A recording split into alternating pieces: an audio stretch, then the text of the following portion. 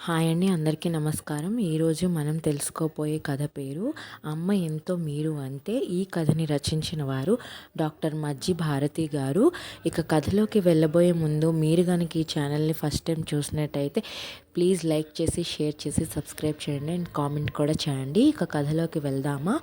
సుహా ఇంటికి వచ్చేటప్పుడు 20,000 డ్రా చేసి తీసుకురా.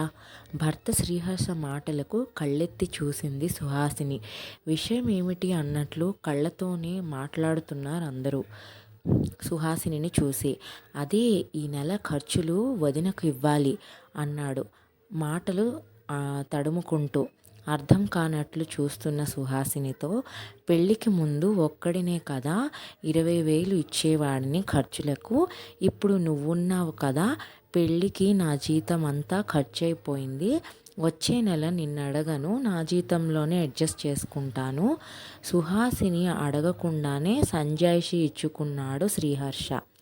అప్పటికీ ఊరుకుంది సుహాసిని. కానీ ఆ రాత్రంతా ఆలోచిస్తూనే ఉంది. పెళ్ళై ఇంకా నెల రోజులు కాలేదు. ఉమ్మడి కుటుంబం. పెద్దాయన బావగారు శ్రీకాంత్ ఇంజనీర్గా ఉద్యోగం చేస్తున్నాడు. అతనికి 2 ఆడపిల్లలు. 2-3 ఏళ్ల క్రితం కొత్తగా కట్టుకున్న 3 పడకల గదుల ఇల్లు. పెళ్ళికి ముందు అది ఉమ్మడి ఆస్తి అన్నట్లుగా ఉన్న మాటలు. మొన్న తోడికోటలు పద్మ ఎవరితోనో మాట్లాడుతుంటే తెలిసింది అది వాళ్ళ సొంతమని. ఉమ్మడి ఇల్లు వాళ్ళ ఊరిలో ఉందని. హర్ష కన్నా చిన్నదైన ఆడపడుచు శ్రీలత పెళ్ళై భర్తతో బెంగళూరులో ఉంటోంది. పెళ్ళికొచ్చిన ఆమె వారం రోజుల క్రితమే తన ఇంటికి వెళ్ళింది. 65 ఏళ్ల అత్తగారు యశోదమ్మ గారే ఇంకా వంటగదిలో పెత్తనం పొందుతున్నారా భావమా? ఆమెను చూస్తుంటే అలా అనిపించడం లేదు. తోటి కోడలు అత్తగారి మేనకోడలే. అత్త, ఈరోజు అది చేసుకుందాం, నీ వంట రుచి ఎవరికీ రాదు అంటూ తీయగా మాటలు చెప్తూ ఆ రోజు వంట ఏం చేయాలో అత్తగారికి పురమాయిస్తుంది. పిల్లలు కూడా స్కూల్ నుండి రాగానే నాన్నమ్మ అది కావాలి, ఇది కావాలి అని వాళ్ళ నాన్నమ్మనే అడుగుతుండడం కూడా చూస్తోంది. హర్ష కూడా ఏం అవసరమైనా వాళ్ళమ్మని అడుగుతున్నాడు. నెల రోజులలోనే అర్థమైంది పెత్తనం తోటికోడలదని, పని అత్తగారిదని. ఈ వయసులో ఆమె కష్టపడుతుంటే చూడడానికి కష్టంగా ఉంది. పోనీ ఇంట్లో ఉన్నప్పుడు తనేమైనా సాయం చేయబోతే నీకెందుకులేమ్మా అనేస్తున్నారు. చొరబడి చేయడం తనకింకా అలవాటు కాలేదు. చూచాయిగా హర్షతో అంటే, నువ్వు మరీ భూతద్దంలో నుండి చూస్తున్నావు. వదిన అమ్మను సొంత తల్లిలాగా చూసుకుంటుంది. లేకపోతే గొడవలు లేకుండా ఇన్నాళ్ళు కలిసి ఉండగలరా? నువ్వు వదినలాగే అమ్మనలా చూడొచ్చు కదా అని తిరిగి తనకే చెప్పాడు. అంతేకాని వాళ్ళ అమ్మని మంచితనాన్ని వదిన వాడుకుంటుందన్న విషయం చెప్పినా అర్థం చేసుకోవడం లేదు. పెళ్ళైన నాటి నుండి తను గమనించిన ఇంకొక విషయం ఏమిటంటే, ఇంట్లో ఏ ఖర్చు కనిపించినా హర్ష పాలవాడొచ్చాడు చూడు, పని మనిషి జీతం అడుగుతుంది చూడు అని తన భర్తకే పురమాయిస్తోంది తోటికోడలు పద్మ. ఆఖరికి పిల్లల ఫీజులు కూడా. ఈ నెల తన ఖర్చుల అదనం అంటే తామిద్దరి కోసం చెరో 20,000 ఇంటి ఖర్చులకు పెడుతున్న డబ్బు కాక, నెలకి 40,000 అత్తగారికి పెన్షన్ వస్తుందని తెలుసు. కానీ అదేమవుతుందో ఇంకా తెలీదు. ఇప్పటి నుండే తను ఈ విషయంలో జాగ్రత్త పడకపోతే తర్వాత విచారించి లాభం లేదు. ఆలోచిస్తూ అటు తిరిగి పడుకున్న సుహాసిని మీద చెయ్యి వేయడానికి జంకాడు శ్రీహర్ష. పెళ్ళైన తర్వాత తొలిసారి భార్యాభర్తలు దూరంగా పడుకున్నారు. ఏమిటి ట్రాన్స్ఫరా? మీకు ట్రాన్స్ఫర్లు ఉండవేమో బావగారు. పెళ్ళే 2 నెలలు కాలేదు, అప్పుడే ఎడబాట. తోడికోడలు గదిలో తనకు చెప్పకుండా ఇప్పుడు భోజనాల దగ్గర చెబుతున్నందుకు చిన్నబుచ్చుకున్న ముఖంతో భర్త. ఆపించుకోవచ్చేమో, కనుక్కోకూడదా? అత్తగారు ఆర్దుతగా. అయితే మేము సెలవులకు బాబాయ్ ఇంటికి వెళ్ళొచ్చు. పిల్లల ముఖంలో ఆనందం. వాళ్ళని దగ్గరకు తీసుకుంటూ తప్పకుండా అని. మంచి ఆఫర్ వచ్చింది బావగారు. ఆఫీస్లో అందరూ ఈ ఛాన్స్ వదులుకోవద్దని చెప్తున్నారు. అదీ కాక ఈయనకు వర్క్ ఫ్రమ్ హోమే కదా, ఈయన నాతో పాటు వస్తారు. ఇంకా ఎడబాటు ఏముంటుంది? తోటికోడలను చూస్తూ చెప్పింది సుహాసిని. ఆ రాత్రి గదిలో, సుహా ఇక్కడే ఉంటే బాగుంటుందేమో, అలవాటైన ఊరు, అందరం కలిసి ఉండవచ్చు. ఇక్కడ నీకు ఎటువంటి ఇంటి పని లేదు, అన్నీ అమ్మ వదిన కలిసి చేసుకుంటున్నారు. బయటికి వెళితే మనం కష్టపడి పడాల్సి వస్తుంది, ఆలోచించు. అదీ కాక అమ్మని వదిలి నేను ఉండలేను అని చెప్పాడు శ్రీహర్ష. ఈయన వీళ్ళమ్మని వదిలి ఉండలేరు, మరి నేను మా అమ్మని వదిలి ఇక్కడకు రాలేదా? మనసు చిన్నబుచ్చుకుని అటు పక్కకు తిరిగింది సుహాసిని. అప్పటికే తనన్న మాటల్లో తప్పు తెలిసింది శ్రీహర్షకు. రెండోసారి భార్యాభర్తలు దూరంగా ఉన్నారు. ఈ ఈయన అత్తయ్యని వదిలి ఉండలేరట. అత్తయ్యని మాతో తీసుకెళ్తాం. భోజనాల దగ్గర సుహాసిని మాటలకు పిడుగుపడినట్లయింది ఆ ఇంట్లో. అమ్మ లేకపోతే ఎలా? బావగారు. హర్ష కాదు, అత్తని వదిలి నేను ఉండలేను కదత్తా తోటికోడలు. తనతో మాట మాత్రంగా కూడా చెప్పకుండా అందరి ముందు చెబుతున్నందుకు వస్తున్న కోపాన్ని అదుపు చేసుకుంటూ హర్ష. నాన్నమ్మ లేకపోతే మాకు నచ్చినవి ఎవరు చేస్తారు? పెద్ద మానవరాలు. నాన్నమ్మ లేకపోతే మేము స్కూల్ నుండి వచ్చేసరికి ఇంట్లో ఎవరుంటారు? చిన్న మానవరాలు. ఏమే, నేను ఇంట్లో ఉండకుండా ఎక్కడికి వెళుతున్నాను? నాన్నమ్మ ఉంది కదా అని ఎప్పుడైనా అలా అంటూ చిన్నదాని నెత్తిన మొట్టి. అత్త ఎక్కడికి రాదు, మొదటి నుండి అలవాటైన ఊరు పరిసరాలు. ఇప్పుడు తానెక్కడికి పంపించలేను. ప్రేమగా అత్త భుజాల మీద చేతులు వేస్తూ అంది తోటికోడలు. సరే అక్క, మీ ఇష్టం. కానీ ఏ విషయమైనా క్లియర్గా మాట్లాడడం నాకు అలవాటు. ఆ తర్వాత గొడవలు పడటం ఇష్టం ఉండదు. ముందే చెప్పేస్తున్నా. ముందు ముందు అత్తని మేమిన్ని సంవత్సరాలు చూసుకున్నాం, ఇంకా మేమెన్నాళ్ళు చూస్తాం, మీరు చూడండి అని ఎప్పుడు అనకూడదు. ఇప్పుడు పంపించకపోతే అత్తయ్య గారిని చివరి వరకు మీరే చూసుకోవాలి. కుండ బద్దలు కొట్టినట్టు సుహాసిని తెగువకు నలుగురు నిశ్చేష్టురాలైపోయారు. అదేమీ పట్టించుకోకుండా గదిలోకి వెళ్ళిపోయింది సుహాసిని. మెత్తగా కనిపించే భార్యలో తనకు చెప్పకుండా ముఖ్యమైన నిర్ణయాలు తీసుకునేంత తెంపరితనమా? పెళ్ళై 10 ఏళ్ళైనా ఏ విషయానికైనా మీ అన్నయ్యను అడగాలి హర్ష. అమ్మో, ఆయనకు చెప్పకుండానే అని వదిన మాటలు గుర్తుకొస్తున్నాయి హర్షకు. మరి తన భార్య నిర్ణయం ఆమె తీసుకున్నాక అందరితో పాటు తనకు చెబుతోంది. వదిన లాంటి అమ్మాయిని కాకుండా ఇటువంటి అమ్మాయిని పెళ్లి చేసుకున్నందుకు తప్పు చేశానని మొదటిసారి బాధపడ్డాడు హర్ష. మూడోసారి భార్యాభర్తలు దూరంగా. ఇన్నాళ్ళు ప్రశాంతంగా ఉండే ఆ ఇంట్లో శాంతి లోపించింది. ఎవరి ముఖంలోని నవ్వు లేదు. ఎవరికి వారు దూరంగా ఉంటున్నారు. భోజనాల వేళ ఏదో మొక్కుబడికి కూర్చున్నట్లు గబగబా తిని ఎవరి గదిలోకి వాళ్ళు వెళ్ళిపోతున్నారు. నోరు నొక్కుకుంటూ ఇరుగు పొరుగు వారికి తన తోటికోడలు గండ్రాయితనం చేరవేస్తుంది పద్మ. మేనత్తే అయినా ఏ రోజైనా అత్త ముందు నోరు విప్పానా నేను? పెద్దవారు బావగారున్నారని కూడా లెక్క లేకుండా మాట్లాడుతుందా? ఇప్పుడు అత్తను పంపించకపోతే తర్వాత నాకు బాధ్యత లేదని చెబుతుందా? ఉద్యోగం చేస్తున్నానన్న పొగరు. పెళ్ళై 2 నెలలు కూడా కాలేదు, అప్పుడే వేరు కాపురం పెట్టేస్తోంది. ఇన్నాళ్ళు అందరం కలిసి హాయిగా ఉన్నాము. హర్షను ఎప్పుడైనా మరిదిలా చూశానా? సొంత తమ్ముడిలాగే చూసుకున్నాను. అత్తను అత్తలాగా చూశానా? అమ్మలాగే చూసుకున్నాను. ఇప్పుడు ఈవిడొచ్చి ఇంట్లో చిచ్చు పెడుతోంది. అయినా హర్షకైనా బుద్ధుండాలి కదా.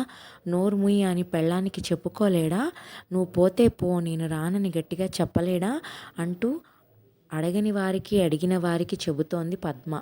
హర్ష చెవిలో పడుతూనే ఉన్నాయి మాటలు. అసలు హర్ష వినాలనే పద్మ అందరితో చెబుతోంది మాటలు. ఆ మాటలు హర్షలో ఆలోచనలు రేకెత్తిస్తున్నాయి. వదిన అంటున్నట్లు నేను రానని చెబితే ఈరోజు ఈ విషయం అటో ఇటో తేల్చేయాలి గట్టిగా అనుకున్నాడు. సుహాసిని ఆఫీస్ నుండి రాగానే ఇంటికి సంబంధించిన విషయాలలో కూడా కనీసం నాతో సంప్రదించకుండా నువ్వే నిర్ణయాలు తీసుకోవడం నాకు నచ్చలేదు. నేను రానంటే ఏం చేస్తావు? పెళ్ళై ఇన్నేళ్ళైనా అన్నయ్యను అడగకుండా వదిన ఒక్క పని చేయదు తెలుసా? గట్టిగా అడిగాననుకున్నాడు హర్ష.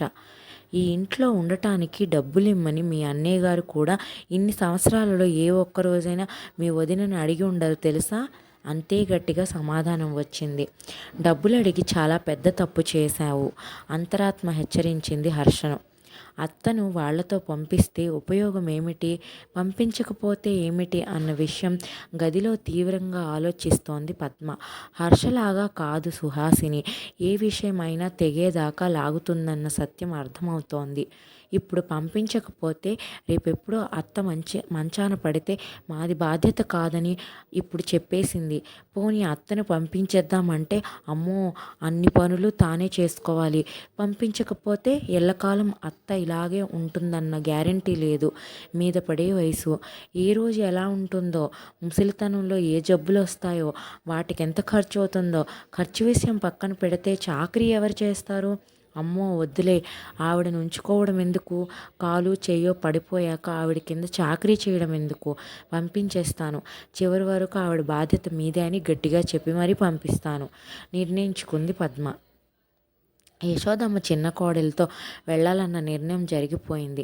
నీ నిర్ణయం ఏమిటి, ఎక్కడుంటావు అని ఏ ఒక్కరు కూడా ఆవిడని అడగలేదు. ఆవిడ మనసులో ఏముందో ఎవరూ పట్టించుకోలేదు. రేపే ప్రయాణం ఒకరోజు వాయిదా వేసుకుంటే బాగుంటుందేమో అడగలేక చిన్న కోడల్ని అడిగింది యశోదమ్మ. ట్రాన్స్పోర్ట్ వాళ్ళతో మాట్లాడేశాను, ఇంకో రోజు తర్వాత అంటే కుదరదు. మీకు కావలసిన వస్తువులన్నీ ఆ గదిలో పెడితే పనివాళ్ళు వచ్చి ప్యాక్ చేస్తారు. డాక్టర్ ప్రిస్క్రిప్షన్లు మందులు మాత్రం మర్చిపోకండి. అన్నట్లు మర్చిపోయాను, మీ పెన్షన్ కాగితాలు, పాస్బుక్ కూడా మర్చిపోకండి. అందరూ వింటుండగానే యశోదమ్మతో చెప్పింది సుహాసిని. ఆ మాట వినిగానే కోపంతో ఊగిపోతూ, ఎంత ధైర్యం, అమ్మ పాస్బుక్ తెచ్చుకోమంటావా అనబోయి సుహాసినిని చూసి ఆగిపోయాడు శ్రీకాంత్. ఏదో అనబోయి పద్మను కళ్ళతోనే హెచ్చరించాడు వద్దని. ఛీ, ఆఖరికి ఈ స్థితికి దిగజారిపోయావా అన్నట్లు తిరస్కారంగా చూసి అక్కడి నుండి వెళ్ళిపోయాడు హర్ష. ఆ రాత్రి వాళ్ళ గదిలోకే రాలేదతను. తన దుఃఖం ఎవరికీ తెలియకూడదని తులసికోట దగ్గర వెక్కి ఏడ్చింది యశోదమ్మ ఆ రాత్రి. ప్రయాణం ఒక్కరోజు వాయిదా వేసుకుంటే ఎల్లుండి ఉదయం పూజ చేసుకొని బయలుదేరవచ్చు. రేపే ప్రయాణం అంటే ప్రయాణం చేసి తీసుకెళ్లిన సామాన్లు, ప్యాకెట్లు కాలి కడ్డం తగులుతుంటే వంట సామాన్లు ఎక్కడున్నాయో వెతుక్కుంటూ సర్దుకుంటూ వీళ్ళ అవసరాలే తీరుస్తుందా, తన పూజ చేసుకుంటుందా? ఆ ఒక్కరోజు తనకి ఏమీ లేకపోయినా, ఎవరు పట్టించుకోకపోయినా కనీసం దేవుడికి పూజ చేసుకుంటేనైనా మనసు ప్రశాంతంగా ఉండేది. ఇప్పుడు ఆ అద్దె ఇంట్లో తులసికోట, పూజగది లేకపోయినా కనీసం దేవుడి పటమైనా ఉందో లేదో, పూజ చేసుకునే పరిస్థితి అయినా తనకుందో లేదో, అడిగితే కోడలు ఏమని సమాధానం చెప్తుందో, తన పిల్లలే తనను పట్టించుకోకపోతే కోడలికేం అవసరం తనను పట్టించుకోవడానికి? పెద్ద కొడుకు శ్రీకాంత్ తండ్రిలాగే తనకు ఏ విషయమో చెప్పడు. నెలకొకసారి సంతకం పెట్టడానికి చెక్కు పుస్తకం ఇస్తాడు. మాట్లాడకుండా సంతకం పెడుతుంది తను. పొరపాటున ఏదైనా అడగబోయినా నీకెందుకమ్మా అవన్నీ అని మాట కొట్టేస్తాడు. పెద్ద కోడలు పద్మ ఆడపడుచు కూతురు. అత్త అంటూ కూర్చున్న చోట నుండి కదలకుండా లౌక్యంగా అన్ని పనులు తన చేతే చేయిస్తుంది. అత్త నన్ను ఏ పని ముట్టుకోనివ్వదు, పెళ్ళై ఇన్నేళ్ళైనా ఆమె మాట తోసేయలేను అంటూ తీయగా కబుర్లు చెబుతుంది. అది ఆమె తప్పు కాదు, తన తప్పే. మొదటి నుండి ఎవరేమన్నా ఏ పని చెప్పినా నోరు మెదపకుండా చేయడం అలవాటు పోయింది. భర్త, అత్తగారు తనలా చేసేశారు. పోనీ ఏదో గడిచిపోతుంది, అందాక ఒంట్లో ఓపిక ఉంది అని సమాధాన పడుతుంటే ఇప్పుడు చిన్న కోడలు తననే రకంగా చూడబోతుందో. భర్త, బావగారు తనకన్నా పెద్దది, తోటి కోడలు ఉన్నది కూడా చూడకుండా చెక్కు పుస్తకం తీసుకురమ్మని తనకు ధైర్యంగా చెప్పింది. 65 వచ్చినా ఇప్పటికీ తనకెంత పెన్షన్ వస్తుందో అడగలేని తన చేతకాని తనానికి బాధపడాలో, ఆమె ధైర్యానికి మెచ్చుకోవాలో, తనకన్నా చెక్కు పుస్తకానికే విలువ కడుతున్నందుకు దిగులు పడాలో, ఇన్ని జరుగుతున్నా నోరెత్తని చిన్న కొడుకుని చూసి జాలిపడాలో, కోపగించుకోవాలో, చిన్న కోడల దగ్గర ఇంకెన్ని కష్టాలు పడాలో అర్థం కాని అయోమయ స్థితిలో రాత్రంతా ఏడుస్తూనే ఉంది యశోదమ్మ. ఆ మర్నాడే ప్రయాణం. యశోదమ్మ భయపడినట్లు అక్కడ ఏమీ జరగలేదు. ఇంటికి వెళ్ళేటప్పటికి చాలా సామాన్లు సర్దేసి ఉన్నాయి. ఇంట్లో ఒక మూలగా చిన్నదైన దేవుడి గది. చాలా ఆనందపడిపోయింది యశోదమ్మ. స్నానం చేసి పూజ చేసుకునేటప్పటికి పరమాన్నం చేసి పట్టుకొచ్చింది కోడలు. దేవుడికి నైవేద్యం పెట్టండి అంటూ దానికే చాలా సంతోషపడిపోయింది యశోదమ్మ. నాకొచ్చినట్లు వంట చేశాను, రాత్రి డిన్నర్కు బయటికి వెళ్దాం, రెడీగా ఉండండి భర్త వింటుండగానే అత్తగారితో చెప్పి ఆఫీస్కి వెళ్ళింది సుహాసిని. మొన్నటి నుండి భార్యాభర్తల మధ్య మాటలు లేవు మరి.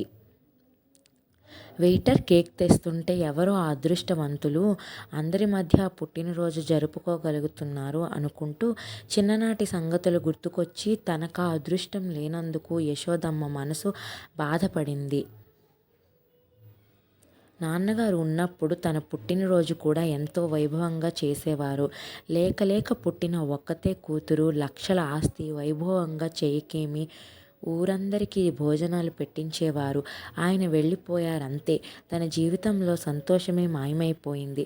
నాన్నకు క్యాన్సర్ అని తెలియడం, ఆయన పోయేలోగా తన పెళ్లి చూడాలని ఇదిగో ఈయనకు కట్టబెట్టారు. నాన్న పోయిన దిగులుతో అమ్మ ఎక్కువ కాలం బ్రతకలేదు. లక్షల ఆస్తికి వారసురాలైనా తనకంటూ ఎవరూ లేరు. ఆస్తి ఉన్న తనకు అహం ఎక్కడ అంటుకుంటుందోనని అడుగడుగున ఆంక్షలు పెట్టే అత్తగారు, భార్య అంటే భర్త బాగోగులు చూసుకునేది మాత్రమే అనుకునే భర్త, అంతేగాని భార్య బాగోగులు తను పట్టించుకోవాలని ఏ రోజు అనుకోలేదాయన. తనకు ఒక పుట్టినరోజు ఉంటుందని అత్తవారింట్లో ఎవరికీ పట్టలేదు. పోనీ పిల్లలు పెద్దవాళ్ళయ్యాకైనా నీ పుట్టినరోజు ఎప్పుడమ్మా అని అడుగుతారేమోనని ఆశగా ఎదురు చూసేది కొన్నాళ్ళు. కొడుకు లేదేముంది, పోనీ కూతురైనా పెళ్ళయ్యాకైనా తన బాధ అర్థం చేసుకుంటుందేమో అని ఎదురు చూసేది. ఎంతసేపు తనెన్ని కష్టాలు పడుతుందో చెప్పేది కానీ ఒక్కరోజు కూడా నువ్వెలా ఉన్నావమ్మా, ఇన్నాళ్ళు మాకెలా చేసావమ్మా అని అడగలేదు. ఆఖరికి తనకు ఒక పుట్టినరోజు ఉందని ఏనాడు మర్చిపోయింది. ఇదిగో ఎవరిదో ఈ పుట్టినరోజు మరల తనలో ఆలోచనలు కదిపింది. బయటికి రాబోయిన కన్నీళ్లను కళ్ళు మూసుకొని లోపలే అదిమేసింది. కళ్ళు తెరిచేసరికి తమ టేబుల్ దగ్గరికి వచ్చింది కేకు. ఆశ్చర్యపోయింది యశోదమ్మ. కోడలు సుహాసిని పుట్టినరోజా, అందుకేనా డిన్నర్కు తీసుకొచ్చింది? తనలాగే కొడుకు కూడా ఆశ్చర్యంగా చూస్తున్నాడు తమ టేబుల్ దగ్గరికి వచ్చిన కేక్ వైపు. 66వ జన్మదిన శుభాకాంక్షలు అత్తయ్య, యశోదమ్మ నుదుటి మీద ముద్దు పెట్టుకుంటూ చెప్పింది కోడలు సుహాసిని. ఎన్నో సంవత్సరాల నుండి వినాలనుకున్న ఈ మాట తొలిసారి వింటుంటే యశోదమ్మ కళ్ళమ్మట గంగ ప్రవహించింది. ఏమిటత్తయ్య ఇది, మీరెంతో సరదా పడతారు అనుకుంటే ఏమిటిది? కోప్పడింది సుహాసిని. లేదమ్మా, మా నాన్నగారు గుర్తుకు వచ్చారు. ఆయన ఉన్నప్పుడు నా పుట్టినరోజు ఎంతో వైభవంగా చేసేవారు. ఇప్పుడు మరలా నువ్వు పెళ్ళై ఇన్ని సంవత్సరాలకు ఈ మాట మొదటిసారి వింటుంటే నా పిల్లలు కూడా ఏ రోజు చెప్పలేదు. ఇప్పుడు నువ్వు నా కోడలివి చెప్తుంటే కళ్ళమ్మట ఆ నీళ్లు వాటంతట అవే వస్తున్నాయి. నా ప్రమేయం లేదు. గొంతు బొంగురుపోతుంది. కన్నీళ్లు తుడుచుకుంటూ చెప్పింది యశోదమ్మ. కొత్త వ్యక్తి చూస్తున్నట్లు చూస్తున్నాడు సుహాసిని హర్ష. ఇన్నాళ్ళు తామెవ్వరు చెయ్యనిది ఇందుకేనా ప్రయాణం వాయిదా వేయమని అమ్మ అడిగినా ఒప్పుకోలేదు? మీకు కోడలనైనా కూతురినైనా అనుకోండి, నేనే అనుకోండి, నాకు మా అమ్మ అయినా మీరైనా ఒకటే. ఇక నుండి మీరెలా ఉండాలనుకుంటే అలానే ఉండండి. మీకేది ఇష్టమైతే అదే చేయండి యశోదమ్మను హత్తుకుంటూ అంది సుహాసిని. నా పుట్టినరోజు ఈ రోజని నీకెలా తెలిసింది? కళ్ళనీళ్లు తుడుచుకుంటూ ఆశ్చర్యంగా అడిగింది యశోదమ్మ. నెల క్రితం ఇంట్లో జరిగిన విషయం గుర్తుకొచ్చింది సుహాసినికి. అత్త, స్టోర్ రూమ్లో స్థలం సరిపోవడం లేదు. అట్టపెట్టెల్లో ఉన్న ఆ పుస్తకాలు బయట పెడేశాను. పనమ్మాయిని పట్టుకుపోమన్నానని తోటికోడలు అంటే కళ్ళమ్మట నీళ్లు కుక్కుకున్న అత్తయ్యను చూసి అంతగా ఆవిడ బాధపడడానికి ఆ అట్టపెట్టెల్లో ఏముందని చూస్తే అన్నీ డైరీలు, అత్తగారి డైరీలు. ఆవిడ మనసుని దాచుకుంది. ఆ డైరీలలో వాటిని పనికిరాని చెత్తలా పెరట్లో. అప్పుడు వచ్చింది తోటికోడల మీద కోపం. అత్తగారి మంచితనాన్ని అలుసుగా తీసుకుని ఈ వయసులో కూడా ఆవిడ చేత పనులు చేయించడం, ఆఖరికి ఆవిడ డైరీలను కూడా బయటపడేయడం, బావగారి గమనించినట్లు ఊరుకోవడం, ఇంట్లోనే ఉన్న హర్ష కూడా పట్టించుకోపోవడం సహించలేకపోయింది సుహాసిని. ఇన్నాళ్ళు ఆవిడకెవరూ ఎదురు చెప్పలేదు. ఆవిడ ఆడిందే ఆట, పాడిందే పాటగా సాగింది. ఇక ఊరుకుంటే లాభం లేదు. ఇంకో నెల నెల రోజుల్లో అత్తయ్య పుట్టినరోజు. ఆ పుట్టినరోజుకి అత్తయ్యకు విశ్రాంతినివ్వాలి. పని చేసే బాధ లేకుండా చేయాలి. ఎలా అని ఆలోచించి ఈ ఇంటికి దూరంగా అత్తయ్యను తీసుకువెళితే గానీ ఆమెకు ఈ వయసులో విశ్రాంతి దొరకదని నిర్ణయించుకున్నాక అంతవరకు వద్దనుకున్న ప్రమోషన్ కోసం అప్లై చేయడం, ప్రమోషన్ రావడం అన్నీ గబగబా జరిగిపోయాయి.